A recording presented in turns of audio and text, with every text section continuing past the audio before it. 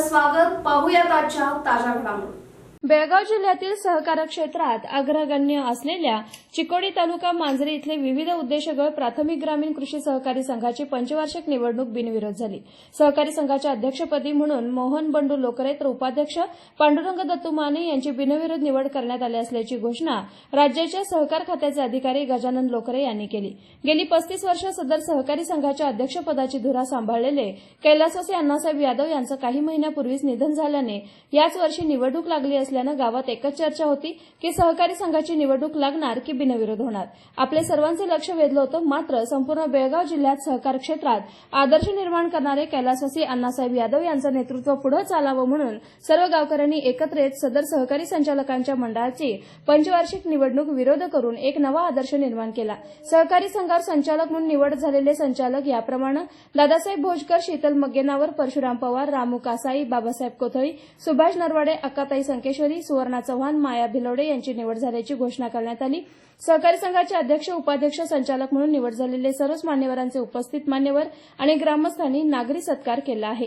नूतन अध्यक्ष मोहन लोकरे, उपाध्यक्ष पांडुरंग माने बोलताना म्हणाले की कैलासवासी अण्णासाहेब यादव यांनी घालून दिलेल्या मार्गावरच सहकार संघाची प्रगती करून त्यांचा आदर्श डोळ्यासमोर ठेवून संघाच्या प्रगतीसाठी प्रामाणिक प्रयत्न राहील असं म्हटलं. यासाठी सर्व गावकरी, सहकारी संघाचे सर्व संचालक, सभासद यांचा सहकार मोलाचा आहे असंही त्यांनी स्पष्ट केलं. गावातील सर्वच प्रमुख नागरिक, सभासद, मान्यवर यावेळी उपस्थित होते. एसबी न्यूजसाठी इंगळीहून राजू कोळी. 5 वर्षाकरिता बिनविरोध निवड सगळ्यांना केल्याबद्दल ग्रामस्थांचे आभार आणि चेअरमनपदी बिनविरोध झाल्याबद्दल मोहन बंडू लोकरे यांचं अभिनंदन आणि व्हाईस चेअरमन पांडुरंग माने झाले यांचं पण अभिनंदन. आणि सोसायटी व्यवस्थित अण्णा यादव कसं चालवले तसं तुम्ही चालवा एवढं मी बोलून असतो. आपल्या मांजरी गावातून बिनविरोध निवड झाली तर त्या बिनविरोध निवडीला सर्व गावाचंच प्रोत्साहन मिळालं. तर अशा पद्धतीनं कुठलेही विलक्षण नव्हता, सगळ्या संस्थेचं ह्याच पद्धतीनं व्हावं असं माझी एक इच्छा आहे. त्याचप्रमाणे इथून पुढं ह्याच्या मागं 35 वर्ष अण्णासाहेब यांनी चांगलं काम केलेलं आहे. तसंच त्यांनी चेअरमन आणि व्हाईस चेअरमन दोघं मिळून असंच ह्याच पद्धतीनं काम ह्याच्यापेक्षा जास्त चांगलं काम करत जावं एवढं सांगून माझं 2 शब्द सांगतो.